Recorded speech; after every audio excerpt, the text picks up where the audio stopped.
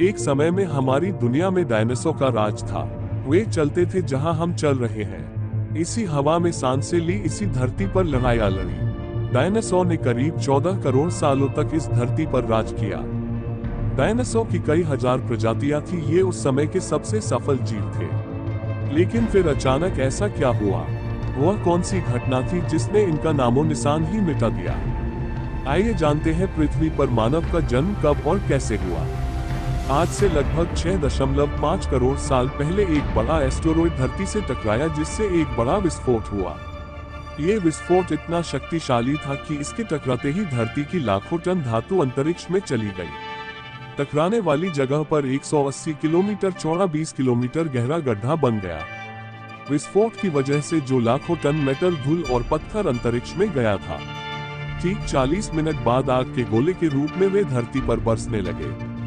साथ ही धूल का एक बहुत बड़ा तूफान 6000 किलोमीटर प्रति घंटे की रफ्तार से पृथ्वी की दूसरी तरफ मौत लेकर आ रहा था।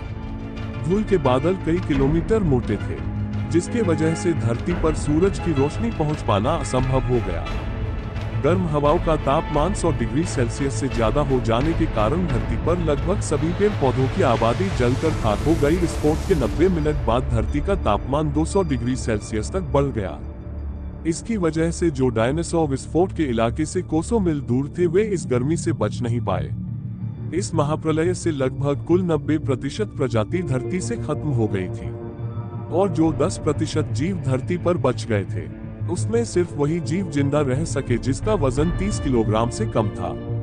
इसका कारण ये था कि उस महाप्रलय में लाखों की संख्या में जीव मारे जा चुके थे, और पेड़ पौधों की सारी आबादी भी जलकर राख हो गई थी, जिसके चलते यहाँ जो बड़े और विशालकाय जीव बच गए थे, उन्हें भरपूर मात्रा में खाना पीना न मिल सका।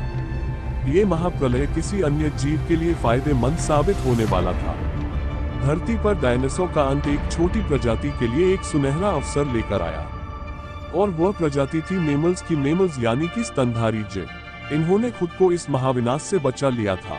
अत्यंत गर्मी से बचने के लिए वो जमीन के अंदर रहने लगे थे, और जिंदा रहने के लिए उन्होंने सब कुछ खाना शुरू कर दिया था। धीरे धीरे अब धरती फिर से सामान्य होने लगी थी, और फिर से नए नए पेड़ पौधे उगने लगे थे। धरती पर जो जीव बचे थे, उनमें से अलग अलग प्रजाति की उत्पत्ति हुई। उनमें से कई सारे जीव थे जिनके हाथ और पैर हमारी तरह ही थे। उनके शरीर में धीरे धीरे बदलाव होता रहा, और वो अब सीधे खड़े होकर चलने लगे थे। वातावरण में लगातार बदलाव होने शुरू हुए, जिसकी वजह से धरती के दो बड़े भाग आपस में टकरा गए, और हिमालय जैसा बहुत ही बड़ा पर्वत, माउंट एवरेस्ट जैसी पर्वतमालाएं उत्पन्न हुई। इस पर्वतमाला की वजह से मौसम का पैटर्न बदलने लगा, जिसके चलते पृथ्वी ठंडी होने लगी, और इसमें गिरने वाला बर्फ आगे चलकर कई सारी नदियों के निर्माण का कारण बना। करीब 2 करोड़ साल पहले ग्लोबल कूलिंग हुई, जिसके चलते घास के मैदान बढ़ने लगे और जंगल घटने लगे। तब ऐसे जानवर विकसित हुए जो खुले मैदान में रहने योग्य थे, और इन्हीं में दूसरे जानवर को खाने वाले जीव भी मौजूद थे। करीब 1 करोड़ साल पहले पृथ्वी वह रूप लेने लगी थी जिसे आज हम देख रहे हैं। धरती का वातावरण आज के वातावरण जैसा बनने लगा था, लेकिन फिर एक बार परिस्थितियां बदलने लगी, और 40 लाख साल पहले एक बार फिर से धरती के भूभाग में हलचल हुई, और इससे अफ्रीका में एक पर्वतीय श्रृंखला की रचना हुई। इसकी वजह से यहाँ का वातावरण पूरी तरह से बदल गया, और इन जंगलों में बारिश आनी बंद हो गई। इस जंगल में रहते थे हमारे पूर्वज बंदर, जिनकी प्रजाति का नाम था पेरोलापिथेकस।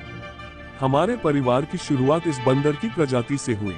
यह पेड़ पर रहते थे और फल खाते थे। यह एक डाल से दूसरी डाल तक नहीं कूद सकते थे। यह कभी कभी पेड़ों की डाली पर 2 पैरों पर चलते थे। आगे चलकर यह प्रजाति गोरिल्ला और चिंपांजी में बदल गई, तो कुछ इंसानों में। अब इस प्रजाति के जीव अफ्रीका में बारिश न होने की वजह जमीन पर उतरे और भोजन की तलाश में जगह जगह जाने लगे। कई हजार सालों के विकास के बाद यह 2 पैरों पर चलने लगे थे। करीब 23 लाख साल पहले हमारे पूर्वज होमो हेबिलिस ने पहली बार पत्थर को हथियार की तरह इस्तेमाल करना शुरू किया।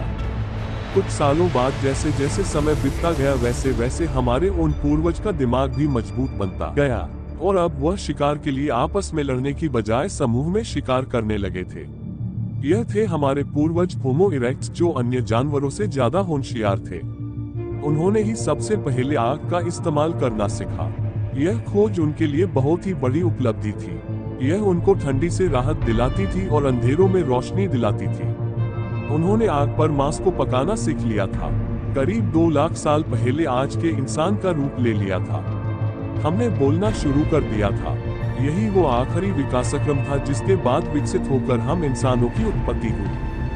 धीरे धीरे हम इंसान पूरी दुनिया में फैल गए और मौसम के अनुसार हुलिया भी बदलता गया।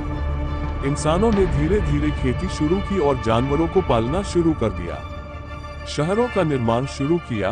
धीरे धीरे हमारा विकास और ज्यादा बढ़ गया और हम विज्ञान में आगे बढ़ने लगे। अब हम आधुनिक दुनिया तक पहुंच गए हैं, लेकिन हमारा विकास अभी भी रुका नहीं है। हमें और भी विकसित होना बाकी है और जैसे जैसे समय बदलेगा हमारा विकास भी बदलेगा।